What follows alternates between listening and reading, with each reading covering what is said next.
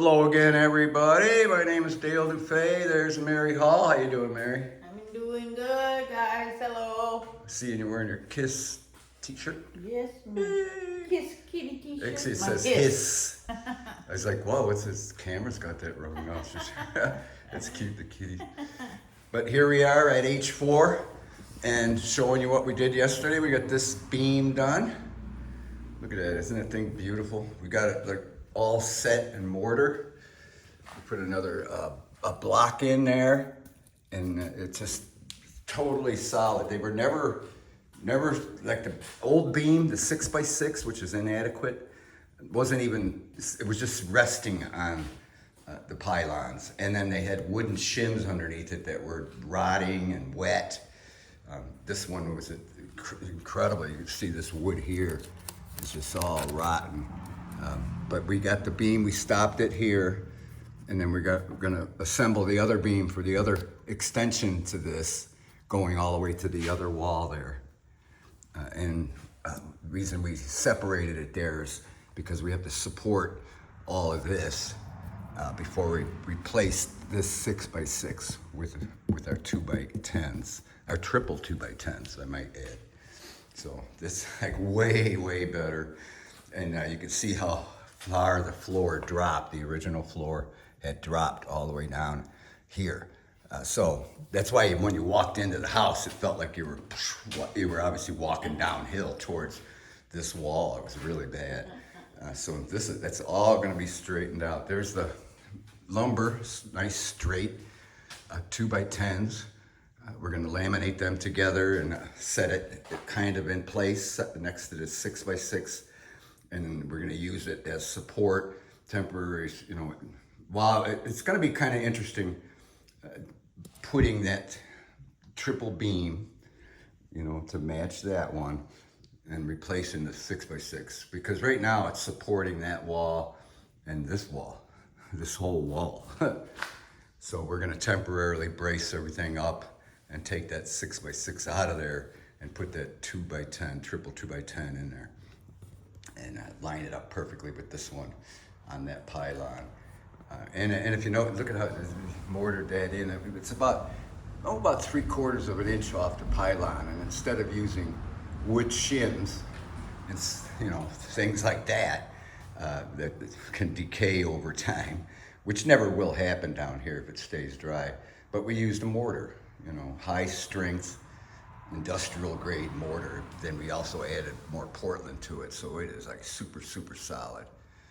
And then we really dialed up these pylons, tuck pointing around the outside, really just totally making them way better than they used to be. And of course, they're not going to settle anymore. They're done settling. Who knows how old these pylons are and how long they've had weight on them. But now they're done settling. So. But these beams are solid, put in place. There was, no cradle to put this end in. In fact, the previous beam just cantilevered. It ended right here. We put ours all the way to the wall and put this, support underneath it, so it'll never drop down. And besides, it wouldn't anyway, because of the cantilever is sufficient, as far as support. But we just added some more support to it.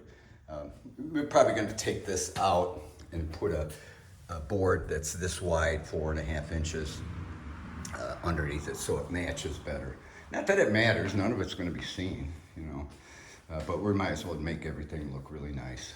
And then we're going to be able to deal with all this too. It's going to be so nice getting those last few floor joists out of there, because that's the only thing left that stinks. It smells like the crawl space. So, but everything else smells so much better with the concrete floor instead of the dirt. I mean, it's so exciting. And this beam, look at how we filled this end in. Once we got the beam all plumb and straight up and down and perfectly level, we've completed mortaring it in. And see how we embedded it in this end? This was all hollow, remember? In the previous video, this is all hollow. And so we filled it all in, put this form here temporarily, to hold the mortar. place because we wanted it to stop right there because this was like a half block. And so see how we ended it there. I just kind of moving these, but yeah, that's so much stronger. I mean, this beam is never going nowhere. You know, it is just rock solid and ready to lay our joists on tops, going from that wall. You can see where the old joists were. In fact, we're going to put ours in the exact same spot. See how the wall joist, the wall studs are sitting right on top of it. So we're going to put ours in the same spot on both sides. So that's going to be exciting when we get going on the joists. Both sides. Mr. Miragi.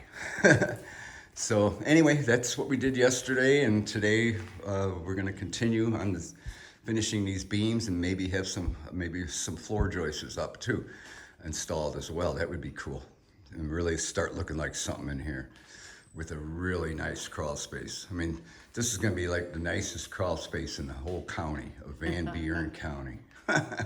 Took us a little bit here to get here. We had to do a slight detour in the neighbor's driveway as a house drove by. Literally a house being moved. You don't see that too often, but that's probably the third time in my entire Not a modular, double wide or anything. No, it was a whole house, a big one too. Because it went beyond, across the street and beyond, you know, the width of it. But maybe I've seen that happen maybe 3 times in my entire life. But it's pretty fascinating. That guy was booking too, wasn't he? Of course, he was coming down just north of here. There's a steep hill that you can go down and then up and straight across here. So he was really zooming. But we had to tuck into the driveway down the street. They almost didn't let us down here. They wouldn't have, but we told them we were working down here and we lived down here. So they let us down, and they said, I didn't understand what he meant at first when he said, you could have it tuck in the driveway, and we were like, what? And then we realized, whoa, there's a whole house coming down the road. So we actually had to, I tried to get over to the side, the shoulder, but I realized, whoa, there's no way. So I quick went to the driveway, closest driveway, and got out of the way just in time. They were probably saying, look at that idiot, he better get out of the way. So is there anything you want to add to this video, Mary, before we end it? I just want to say thank you, my friend Donna, for the Chewy order for the kitties and the puppies, the treats that you're sending. That really helps us out with them. Oh, it sure does, because the treats. That's expensive. The treats are like the most important thing too. Yeah, and especially in their life. Oh my God. Oh man. That's cool. We try to feed the birds and everything. Yeah, we do. In fact, we need. And that's the deer food in the winter. Yeah, well, the deer are starting to come back and feeding on it again. So I don't know if there's a scarcity of food out there or whatever, but they're coming back. So yeah, but thank you. Yeah, we're freshly out of that. Much so. appreciated. Way to go, Donna. Way to go. Way to go, All Donna. Right. Way to go. Alrighty, so with that, Mary and I thank you for watching, and we'll talk at you later. Love you.